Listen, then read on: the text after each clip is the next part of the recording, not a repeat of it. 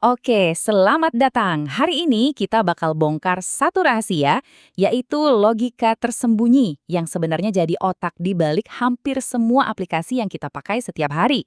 Konsepnya dari matematika, tapi tenang, ini simple banget kok. Pernah nggak sih kamu mikir pas lagi cari barang di e-commerce atau pas Spotify tiba-tiba ngasih rekomendasi lagu yang pas banget? Gimana caranya mereka bisa secepat dan seakurat itu? Apa sih rahasianya? Jawabannya, percaya nggak percaya, bukan sihir, tapi sebuah ide yang super mendasar dari matematika. Yuk, kita bedah bareng-bareng. Nah, kita mulai dari dasarnya dulu. Teori himpunan. Dengar namanya mungkin kedengeran serem ya. Padahal intinya cuma satu. Ini tuh cuma soal cara kita mengelompokkan sesuatu. Udah, itu aja. Jadi, apa itu himpunan? Gampangnya gini, himpunan itu ya sekumpulan data. Coba bayangin daftar semua mahasiswa di kampus kamu. Itu satu himpunan. Atau daftar semua film komedi di Netflix. Itu juga himpunan. Simpel kan? Dan biar lebih kebayang gimana kelompok-kelompok ini saling berhubungan, kita bisa pakai alat bantu visual yang namanya diagram Venn. Ini ngebantu banget buat lihat mana data yang sama, mana yang beda. Oke, sekarang kita masuk ke bagian dagingnya nih. Cuma ada 3 operasi dasar yang perlu kamu tahu, dan 3 operasi inilah yang jadi dasar dari semua fitur pencarian dan filter yang pernah kamu pakai. Yang pertama namanya irisan atau intersection. Gampangnya ini buat nyari data yang ada di dua kelompok sekaligus. Anggap aja ini filter dan.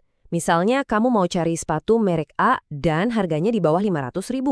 Nah, kamu sebenarnya lagi ngejalanin operasi irisan. Kamu cuma mau hasil yang memenuhi kedua syarat itu. Berikutnya, kita punya gabungan atau union. Nah, kalau yang ini kebalikannya. Kita ambil semua anggota dari kelompok pertama, terus kita gabungin sama semua anggota dari kelompok kedua. Jadi satu kelompok besar. Logikanya itu atau. Contohnya, tampilkan semua mahasiswa jurusan IT atau jurusan desain. Pokoknya selama dia ada di salah satu kelompok itu, dia bakal muncul di hasil pencarian. Dan yang ketiga, ini juga penting banget, namanya selisih atau difference. Ini soal pengecualian. Kita ambil satu kelompok, terus kita buang semua anggota yang ternyata juga ada di kelompok kedua.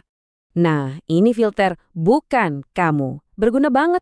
Misalnya, cari semua mahasiswa yang ikut UKM musik bukan anggota BEM.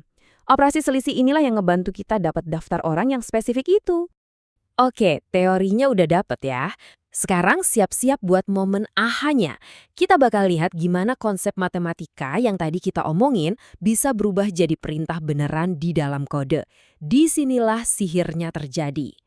Coba lihat deh, konsep gabungan yang barusan kita bahas itu ternyata punya padanan langsung di bahasa database SQL. Perintahnya ya, union. Benar-benar sama persis kan? Polanya berlanjut buat irisan. Di SQL, perintahnya adalah intersect. Jadi kalau seorang programmer mau cari data yang ada di dua tabel berbeda, ya inilah perintah yang mereka pakai. Dan yang terakhir, buat selisih, perintahnya adalah accept. Lengkap sudah. Jadi ketiga konsep matematika tadi benar-benar jadi blok bangunan dasar untuk mengelola jutaan data di database. Nah, setelah kamu tahu hubungannya dengan kode, kamu pasti bakal mulai sadar kalau logika ini tuh ada di mana-mana. Benar-benar kepake di hampir semua aplikasi yang kita sentuh tiap hari. Kita ambil contoh paling gampang deh, sistem rekomendasi. Gimana ceritanya Spotify atau Netflix bisa tahu selera kita? Kadang-kadang lebih baik dari kita sendiri. Jawabannya, ya, teori himpunan lagi, tapi dalam skala yang super besar. Jadi, mereka bikin himpunan lagu yang kamu suka. Terus, mereka cari himpunan lagu yang disukai orang-orang dengan selera mirip kamu. Nah, irisan dari dua himpunan itulah yang jadi rekomendasi buat kamu. Keren banget kan? Dan ini kesimpulan paling pentingnya. Intinya, setiap kali kita meminta data dari database, mau itu permintaan yang simple atau yang rumit sekalipun, kita itu sebenarnya lagi menjalankan operasi himpunan.